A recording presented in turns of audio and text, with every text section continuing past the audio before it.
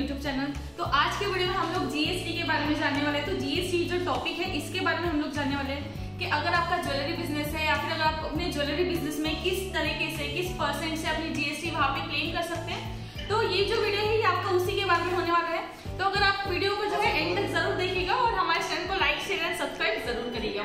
तो चलिए video start करते हैं। तो जैसे कि मैं आपको जीएसटी के बारे में बताने वाला हूं, तो जीएसटी हमें जैसे पता है कि जीएसटी हमारा गुड्स सर्विसेज टैक्स रहता है, गुड्स एंड सर्विस टैक्स। तो ये जो हमारा जीएसटी मतलब गुड्स एंड सर्विस टैक्स है, जिसे हम लोग वस्तु एवं सेवा कर करके जानते हैं। तो इस जीएसटी के लिए अगर आपका ज्वेलरी बिजनेस है तो इसमें कुछ अलग-अलग आपके पैरामीटर्स रहते हैं। जैसे कि फर्स्ट हमारा पैरामीटर है, अगर सिर्फ आप लूज गोल्ड या फिर लूज सिल्वर या फिर लूज डायमंड्स अगर आप सेल या फिर परचेज करते हैं, जिसकी आपके ज्वेलरी है या फिर आप अपना गोल्ड सिल्वर जो है वो किसी से परचेज करो और आप उसे जो सेल कर दो, तो इसमें जो है आपका 1.5% सीजीएसटी और 1.5% एसजीएसटी या फिर 3% ऑफ आईजीएसटी आप वहां पे क्लेम कर सकते हैं। इसके अलावा अगर आपका सिल्वर पे है तो सिल्वर पे भी आपका सेम 3% ही लगेगा। 3% मतलब 1.5 सीजीएसटी, 1.5 एसजीएसटी और 3% आईजीएसटी। इसके अलावा अगर आपका डायमंड्स है, वहीं पे अगर आप लूज डायमंड सेल परचेज करके सेल कर रहे हो तो वहां पे आपका 0.125 एंड 0.125% का सीजीएसटी प्लस एसजीएसटी लगेगा।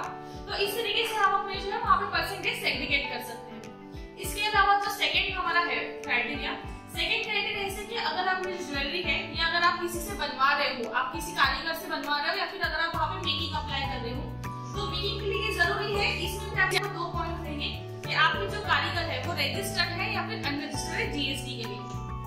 अगर आपके जो कारीगर है वो जीएसटी के लिए रजिस्टर्ड है, आपको सेलिंग के वक्त वहां पे 3% का वहां पे जीएसटी क्लेम करने का प्रोडक्ट सेल पे। इसके साथ आपको जो आपकी मेकिंग है, आपको अपने मेकिंग पे वहां पे 5% जो है आप अपना टैक्स क्लेम कर सकते हैं। तो ये जो आपका 3% सेल पे और 5% मेकिंग पे आप अपना आईटीसी में क्लेम कर सकते हैं अगर कारीगर है वो जीएसटी पे रजिस्टर्ड हो तो।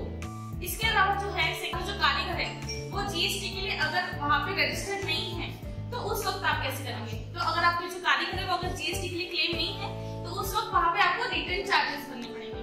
रिटर्न चार्जेस में कैसे होगा कि पहले वो जो आपके 5% मेकिंग है वो आपको पहले पे करने पड़ेंगे, मतलब आपको पहले पैसे देने पड़ेंगे वहां पे गवर्नमेंट को, और फिर उसके लिए आप वहां पे आईटीसी का क्लेम कर सकते हैं। तो उसमें भी आपका 3% है जो आपका सेलिंग पे जाएगा और 5% आपका मेकिंग पे जाएगा। इस तरीके से आप वहां पे अपना आईटीसी क्लेम कर सकते हैं। तो मैं एक बार फिर से आपको सारे पॉइंट्स एक साथ फिर से बता देती हूँ। जैसे अगर आप कोई चीज परचेज लूज में परचेज करके सेल कर रहे हो तो वहां पे आपका 3% गोल्ड एंड सिल्वर पे जाएगा।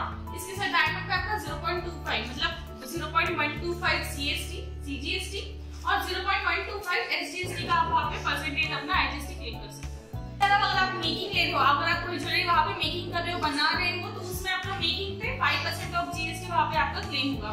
तो इसी तरीके से आप अपने जो अलग-अलग पैरामीटर्स है उसमें अपने जो जीएसटी उसे आप क्लेम कर सकते हैं और आईटीसी का वहां पे लाभ उठा सकते हैं। तो अगर आपको जीएसटी के बारे में और कुछ जानकारी चाहिए या फिर अगर आपको ये टॉपिक अच्छा लगे तो हमारे चैनल पे जाके और नई वीडियोस चेक कीजिए और हमारे चैनल को फिर से एक बार लाइक शेयर एंड सब्सक्राइब